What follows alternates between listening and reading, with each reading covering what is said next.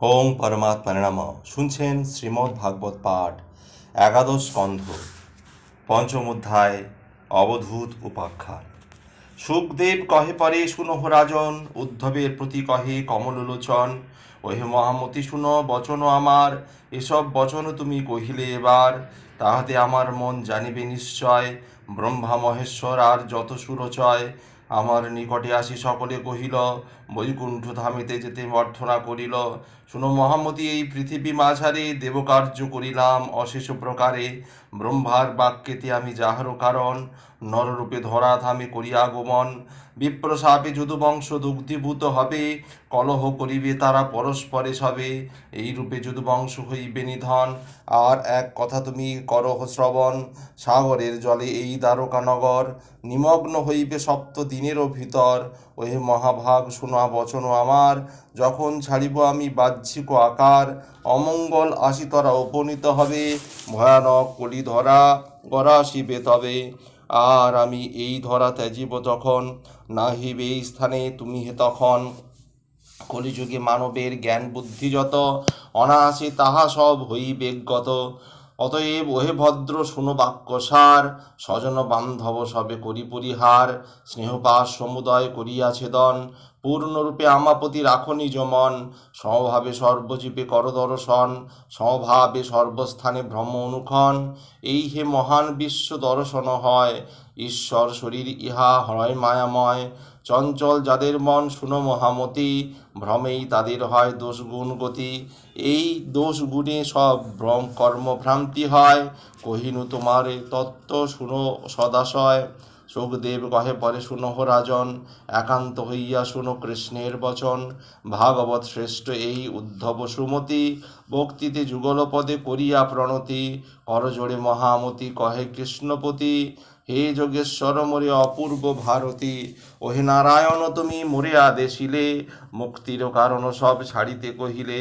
কিন্তু দেব এক কথা করে নিবেদন, বিষয়ে আসক্ত সদা যাহাদের মন, আসাত্ত্বিক করে তারা বড়ই সুন্দুষ্কর।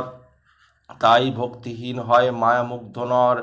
আমি অতি মূঢ়মতি ওহে গুণাকর, তোমার মায়ায় মুগ্ধ এই চরাচর।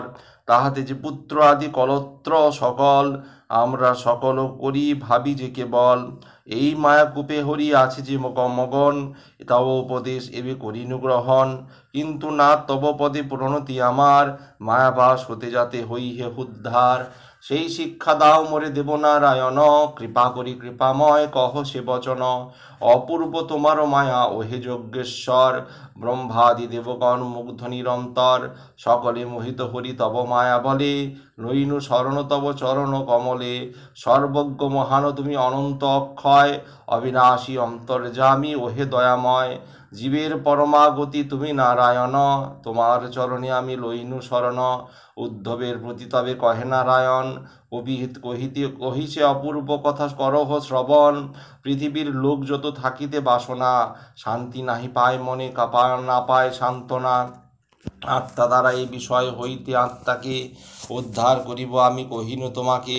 আত্মাই আত্মার গুরু শুনহ উদ্ধব, দেখিতেছে পৃথিবীকে দেখিতেছ যত জীব সব। এক পদ দুই পদ ত্রিপদ প্রভৃতি, চতুষ্পদ বহুপদ দ্বিবিধ প্রকৃতি। এ বহু রূপ দেহ আছে কহি অকপটে, পুরুষ শরীর প্রিয় আমারও নিকটে। সেই মম প্রিয় হয় জানিবে নিশ্চয়, আমারও বচন কবু অন্যথা না হয়।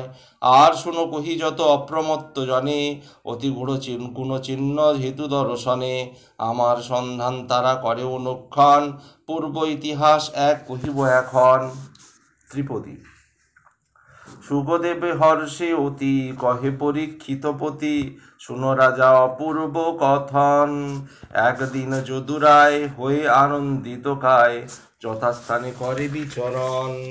অবধূত দর্শনে জিজ্ঞাসিল শিষ্ট মনে, শুনো দেব আমারও বচন। ওহে অবধূত মোরে কহ এবে কৃপা করে, বুদ্ধি কোথা পাইলে এমন।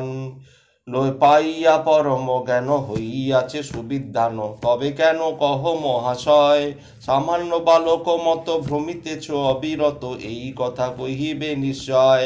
জগতে মানব যত আয়ু বসে অবিরত, সদা মঙ্গল করে কামনা, ধর্মেরও কারণ সবে অর্থ হেতু এই ভবে, সর্বক্ষণ কর এ রসনা। আপনি পণ্ডিত অতি মিষ্টভাষী মহামতি, তবে কেন হেন অনাচার, কখনো জড়েরও ন্যায় কভু পিশাচেরও ন্যায়, উন্মত্তেরও সম ব্যবহার। মনে কিছু বাঞ্ছনাই তোমারে জিজ্ঞাসা তাই, কহ মোরে কৃপা অবতার। দেখো এ মনুজগণে কামলভ হুতাসনে, পুড়ে সদা হয় ছারখার, কিন্তু তুমি মহামতি তাপযুক্ত হয়ে অতি গঙ্গা জলে যেমন বারণ, না হও তাপিত চিত্ত সদা চিত্ত আনন্দিত, কহ মোরে প্রকৃত বচন। বিষয়েরও ভোগধীন তব চিত্ত নিশিদিন, মহানন্দে মত্ত সদা রয়, তুমি দেব কৃপা করে সে কারণ, কহ মোরে তবে হবে প্রফুল্ল হৃদয়। যদুরায় সম্বোধনে কহে দেব তুষ্ট মনে, শুনো কহি প্রকৃত বচন, মনোজ্ঞান সমাশ্রিত আছে গুরু অগণিত, তাহা হইতে শূন্য বিবরণ। পাইয়া প্রচুর জ্ঞানে অভিযুক্ত মুক্তিযুক্ত হয় প্রাণ, পর্যটন করি যথা তথা, সত্যপ্রিয় সদাশয় কহি শুনো মহাশয়, অগণিত গুরুগণ কথা। পৃথিবী পবন জল রবি অগ্নি নভস্থল, সিন্ধু চন্দ্র মিন অজগর, অঙ্গ কপতরুরু পলঙ্গলারে করি গুরু, বালক কুমারী মধুকর। প্রজাপতি গজনাগ শুনো শুনো মহাভাগ, কপত হরিণ সরকার, মধুহা প্রভৃতি যত কারা যত শত অবিরত, এ সংসারে গুরু যে আমার। এদেরও আশ্রয় করি উপদেশ শিরে ধরি, ভালো মন্দ করি যে বিচার, এদেরও সবারও কাছে চিত্ত যাহা শিখিয়াছে, সেই কথা করিব এবার। সেই কথা তোমা কাছে কহি মহাশয়, যাহা হতে যে প্রকার মম শিক্ষা হয়। দৈব অনুগামী যদি হয় কোনো জন, ভূতগণ সদা তারে কর এ পীড়ন, সুবুদ্ধি পণ্ডিত যদি হয় সেই জন, সত্যপথ কভু সেই না করে লঙ্ঘন। শিখিয়াছি এই জ্ঞান পৃথিবী নিকটে, শুনো শুনো হে রাজন কহি অকপটে। পৃথিবী পর্বত নিকট শিক্ষা পায় সাধুজন, একান্ত অন্তরে তাহা করহ শ্রবণ, পর উপকার হেতু চেষ্টা অবিরত, একান্ত অন্তরে সাধু করিবে নিয়ত। এইরূপ বৃক্ষ শিষ্য হয়ে যত সর্বক্ষণ, নিজ দেহ পরিহিতে করিবে পাতন। জ্ঞাননাশ তাতে যদি নাহি হয় নরপতি, বেদার্থ কহেন হেন মুনি গণপতি, সর্বদা সন্তোষ তাহে প্রকাশিবে তবে, ইন্দ্রিয়ের প্রিয় হেতু চঞ্চল না হবে। যোগীগণ নানা ধর্ম সেবিয়া অসন্তোষে, আত্মাকে পৃথক রাখে গুণে আর দোষে, তার নাহি লিপ্ত হবে তাহারও কখনো, আর যাহা কহি রাজা করহ শ্রবণ। আত্মদর্শী যোগী এই সংসার ভিতর, পার্থিব দেহেতে যুক্ত হয় নিরন্তর, তাহাদের গুণাশ্রয়ী হইয়া তখন, গন্ধসহ সদাগতি যেরূপ গমন, সেই মতো গুণগণে কভু নাহি মেশে, সার কথা মহামতি কহি শুনো শেষে। দেখিছ আকাশ কত বিচিত্র গঠন, পবন সহিত মেঘ না মিশে কখনো, সেরূপ পুরুষ মুক্ত জানিবে তাহায়, কালশ্রেষ্ঠ গুণ কভু স্পর্শে নাহি তাই। নিজ গুণে নিত্য প্রেমী লোভী অনুক্ষণ, পবিত্র করয়ে আত্মা শুনহ রাজন। তেজস্বী তপস্বী দীপ্ত হয় অতিশয়, পরিগ্রহ শূন্য মুক্ত আত্মা যে বা হয়, সেই মুনি সর্বভোজী যথা হুতাসন, কদাচনা করে তারা মালিন্য গ্রহণ। অগ্নিসম ব্যক্ত প্রভু অপ্রকাশ হয়, সাধুগণ উপাসিত জানিবে নিশ্চয়। ভূত আদি ভবিষ্যৎ যত অমঙ্গল, দহন কর এ মুনি দিয়া জ্ঞান বল। দাতার নিকট হতে সকল সময়, সর্বত্র ভোজন করে মুনি সমুদয়। ইচ্ছাময় অগ্নি যথা জানিবে রাজন, আপন কায়াতে আত্মা জানিবে যেমন। এ বিশ্ব প্রবেশী এই জীবরূপ হয়, ঈশ্বর স্বরূপ তাহা জানিবে নিশ্চয়। দেহের অবস্থা এবে কহিব তোমারে, জন্ম আর মৃত্যু এই সংসার মাঝারে, আত্মার অবস্থা এই নাহে কদাচন, যেমন অব্যক্ত গতি কালেরও কারণ। চন্দ্রকলা যত সব হ্রাস বৃদ্ধি পায়, চন্দ্রের না হয় তাহা কহিনু তোমায়। জলপ্রবাহের গতি কালের ঘটন, জীবের উৎপত্তি নাশ নিত্য দর্শন, আত্মার বিনাশ কভু দৃশ্য নাহি হয়, শিখার সমান ধ্বংস জানিবে নিশ্চয়, অগ্নির সে ধ্বংস নহে শুনহ রাজন, তোমারে কহিব আজ সেই বিবরণ, জলরাশি আকর্ষয় যথা রবিকর, বিপুবসে ধনলয় যথা যোগীবর, কিন্তু যথাকালে তাহা করো এ বর্জন, আর এক কথা নিব করহ শ্রবণ, না করিবে অতি স্নেহ কভু পার গতি, হাতে হইবে দুঃখ ঘোরতর অতি, তাহে বিপরীত ফল ঘটিবে নিশ্চয়, কপত কপতি সম দুঃখ লাভ হয়, সুখদেব কহে রাজা শুনহ বচন, কোন স্থানে ছিল এক নিবিড় কানন, কপত কপতি সেই বনের ভিতর, নিরমিয়া নীড় এক বৃক্ষের উপর, পরম সুখেতে তথা রহে কিছুদিন, স্নেহিতে হইল বদ্ধ দোহে নহে ভিন, দুজনে থাকবে সুখে নির্ভর হৃদয়, কপতির মনে হবে হয় ইচ্ছা হয়, কপত আনিয়া দেয় আনন্দ অন্তরে, নানা মতদ্রব্য সব অতি যত্ন করে, কিছুদিন পরে তার গর্ভ সঞ্চারিল, আপনার নীড়ে কিছু অণ্ড প্রসবিল, কহিছন নরপতি সে কথা তোমারে, হরির আশ্চর্য মায়া কে বুঝিতে পারে, সেই মায়া বলে সেই অণ্ডের ভিতর, হইল বাহির হইল পরে শাবক সুন্দর, কপত কপতি তবে আনন্দে মাতিল, তাদের মধুর ধ্বনি শুনিতে লাগিল, তাহাতে দ্বিগুণ হয় সুখের উদয়, পালিতে লাগিল সবে আনন্দ হৃদয়, পিতা মাতা দুইজনে আনন্দে মগন, সুকোমল শিশু পক্ষ করিয়া বর্ষণ, তাদের কুজন যবে শুনিত শ্রবণে, আনন্দ সাগরে মগ্ন হইত দুজনে, মুখ মিলিয়া আসি যবে খাদ্যের কারণে, অপার আনন্দ হয় তাহাদের মনে, এরূপে মোহিত তারা বিষ্ণুর মায়ায়, পালন করিত বৎসে বৃক্ষের শাখায়, একদিন শুনো রাজা অপূর্ব কথন, পিতামাতা বাস ছাড়ি করিল গমন,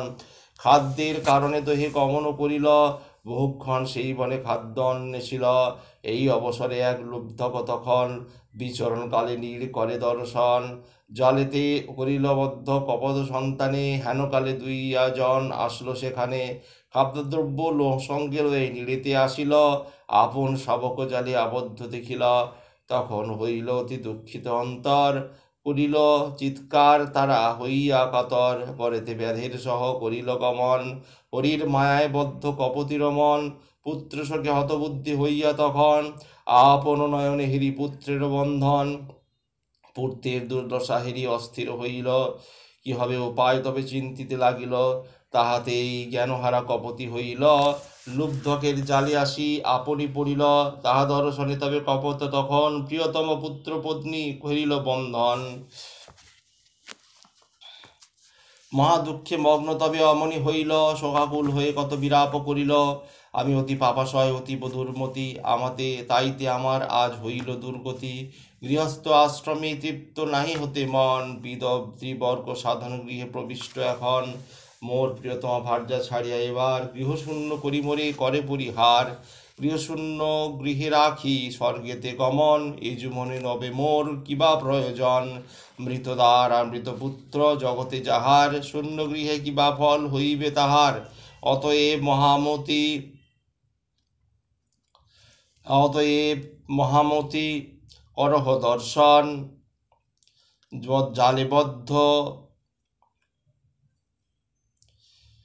দেখি ভার্যার পুত্রগণ, মৃতপ্রায় সবে সবে করি দর্শন, নিদারুণ দুঃখে পক্ষী হইল মগন, আপনি বাঁধের জালে আসিয়া পড়িল, মহাহর্ষে ব্যাদ্দারে অমনি ধরিল, সানন্দ অন্তরে তবে ব্যাদ দুরাশয়, আপন গৃহীতে লয়ে যায় লয়ে পরিচয়, এরূপ অশান্ত হয় তাহারও অন্তর, সুখে দুঃখে গৃহসেবা করে নিরন্তর, কপত কপতি সম দশাপ্রাপ্ত হয়, কুটুম্ব পোষণে সবে দুঃখিত হৃদয়, পাইয়া মানব জন্ম যেই মূঢ়জন, গৃহেতে আসক্ত হয়ে রহে অনুক্ষণ, আরূঢ় চ্যুতের নামে অভিহিত হয়, শাস্ত্রের বচন ইহা শুনো মহাশয়, যে হে উদ্ধব বুঝি দেখো আপনার মনে, কপত কপতি সম না হবে ভুবনে, সুবোধ রচিত গীত যে করে শ্রবণ, অনায়াসে বুঝে তার সংসার বন্ধন, ইতি অবধূত উপাখ্যান। ষষ্ঠ অধ্যায় পিঙ্গলা উপাখ্যান। সুখদেব কহে শুনে ওহে নরবর, অপূর্ব কথন শুনো কহি অতঃপর, পুনঃ অবধূত সাধু যদুরাজ ধরে, আসক্তির কথা কিছু কহে সমাধরে, দেহিগণে যেই রূপে দুঃখের উদয়, তদ্রূপ ইন্দ্রিয় সুখ জানিবে নিশ্চয়। স্বর্গ নরক যথা দুই স্থান হয়, বাঞ্ছা নাহি করে তাহা পণ্ডিত নিশ্চয়।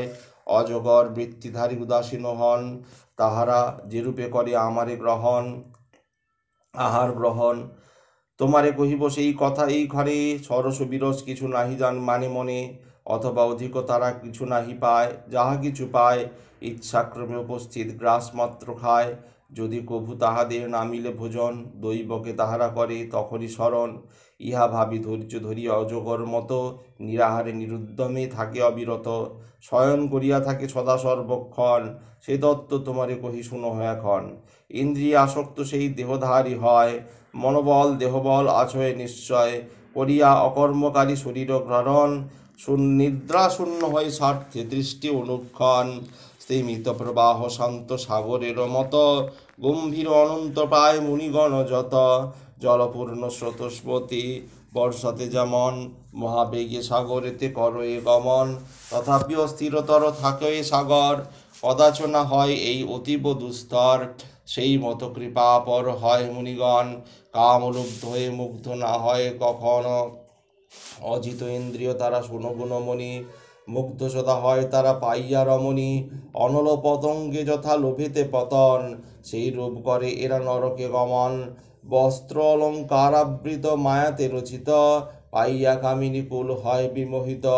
সেই মূর্খ নষ্ট দৃষ্টি প্রলোভিত জন, অনলে প্রতঙ্গ প্রায় ত্যাজয়ে জীবন। পরেতে প্রেমের বৃত্তি করহ শ্রবণ, মুনিগণ সেই বৃত্তি করিবে ধারণ। জীব ধারণ হয় শুনহ তাহাতে, পীড়ন না করো এবে গৃহ কহি যে তোমাতে। গ্রাগমাত্র গ্রাস তথা করিবে গ্রহণ, অল্প অল্প করি তাহা করিবে ভোজন। অলি যথা পুষ্প হতে মধুপান করে, পণ্ডিতেরা যেরূপেতে জানিবে অন্তরে। ক্ষুদ্র বা বৃহৎ শাস্ত্র হয় দর্শন, তাহা হতে শ্বাসমাত্র করয়ে গ্রহণ। আর শোনো ভিক্ষাদ্রব্য আনি যাহা হয়, পরদিন জন্য তাহা না করে সঞ্চয়, তাহারা মক্ষিকা সম নাশ প্রাপ্ত হবে। সঞ্চিত সে দ্রব্য আর কদাচনা রবে। আর কহি শুনো আমি ওহি নরপতি, দারুময়ী হয় যদি সুন্দরী যুবতী। কহি শুনো সার কথা ভিক্ষুক যে জন, নিজ পদে কাহা কেউ না করে স্পর্শন। যদ্যপি ভিক্ষুক তারে কভু স্পর্শ করে, কারিনীর লোভে করি গর্তে ধরা পড়ে। প্রাজ্ঞজনে মনে ভাবি আপন কামিনী, গ্রহণ না করে ভাবে মৃত্যুস্বরূপিণী। দুঃখেতে সঞ্চয় করি লব্ধ সেই জন, ভোগ নাহি করে কিংবা না করে অর্পণ। অর্থবেত্তাগণ তাহা হরে অনাসে, মধু লালসাতে তথা মক্ষিকা বিনাশে। সেই মতো জ্যোতিগণ জানিবে নিশ্চয়, নিতান্ত দুঃখেতে গৃহী ধন উপার্জয়। আর এক কথা তুমি শুনমতিমান, কভু নাহি শুনে তারা নিকৃষ্ট যে গান। ব্যাধগণ গীতে যথা হরিণ মোহিত, তাহার নিকটে এই হইবে শিক্ষিত। সেই কথা শুনো এবে ওহে নিপধন, ঋষ্য সিংহ নামে এক হরিণী নন্দন। আমি নির্বসবিত ছিল সর্বক্ষণ, নারীদের গ্রাম্য গীত করিউত শ্রবণ। নিত্য আদি উপভোগ তাহাদের সঙ্গে, বশীভূত হয় সেই কামিনীর রঙ্গে। মিন যথা বর্ষিতে ক্ষণে বিদ্ধ হয়, অজ্ঞান মানব যথা জানিবে নিশ্চয়। জগতে জানিবে তুমি পণ্ডিত যে জন, রসনারে পরাজয় করে সে সাধন। আর যত ইন্দ্রিয়কে করে পরাজয়, অজ্ঞান মানবে ইহা ক্রমে বৃদ্ধি হয়। যে ব্যক্তি পুরুষ হয় জানিবে এখন, অন্য রিপু বশ করে তারা সর্বক্ষণ। কিন্তু যদি রসনারে নাহি করে জয়, জিতেন্দ্রিয় বলি তারে কেহ নাহি কয়। রসনা করিল জয় জিতেন্দ্রিয় মানি, তোমার বিশেষ রূপে কহি তত্ত্ববাণী।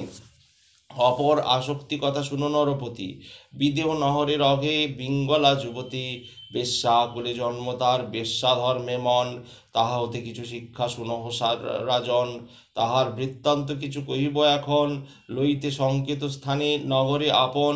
পরমা সুন্দরী বেশ করিয়া ধারণ, দ্বারবেশে দাঁড়াইল যুবতী তখন। পথেতে গমন করে পুরুষের দল, তাহা দেখি ধনলভ হইল প্রবল। মনে মনে ভাসি আছে নগর আমার, পাইব অনেক ধন আমি এইবার। কিন্তু শুনো মহারাজ অপূর্ব কথন, অনেক পুরুষ তারা করিল গমন, কিন্তু তারা কোনো অন্য স্থানে অমনি চরিল। তবে সে পিঙ্গলা বেশ্যা মনেতে ভাবিল, অবশ্য আসিবে কোনো ধনী মহাশয়, তাহাতে হইবে বহু ধনেরও সঞ্চয়।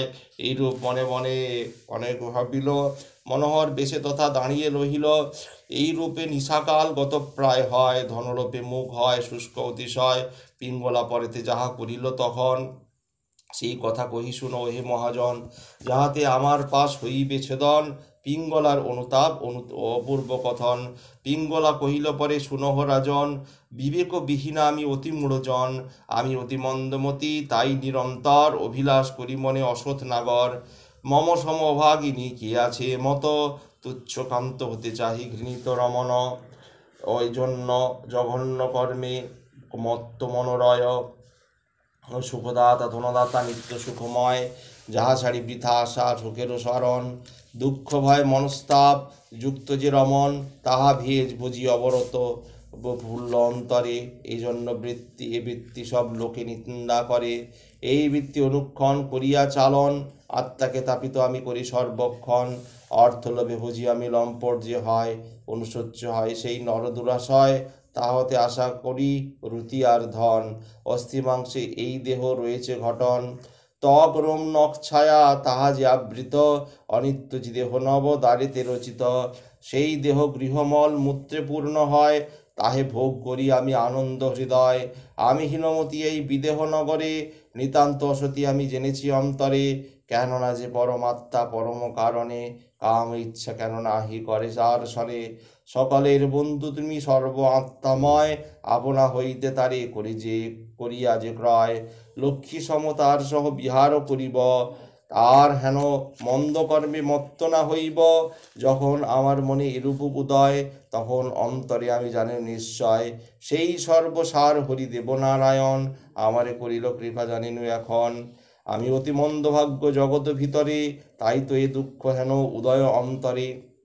আর কেন ঘৃণা বৃথা আসে হইব মগন, দুরাশা ছাড়িয়া লব ঈশ্বরে শরণ।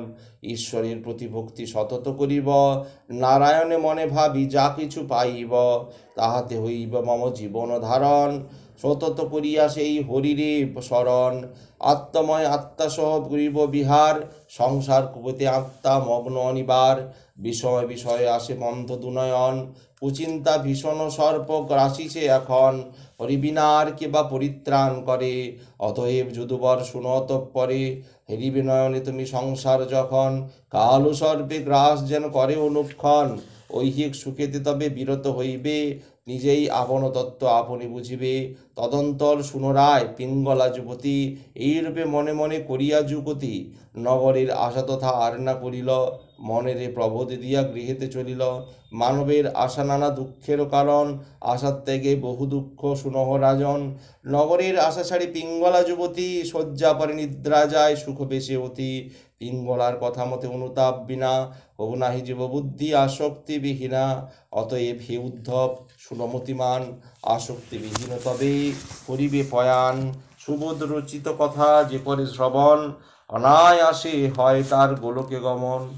ইতি পিঙ্গলা উপাখ্যান। আগামী পর্বে সপ্তম অধ্যায়ে অবধূত বাক্য। ভালো লাগলে অবশ্যই চ্যানেলটি সাবস্ক্রাইব করবেন ও পাশে থাকা বেল আইকন অবশ্যই ক্লিক করবেন। ওম পরমাত্মনে নমঃ।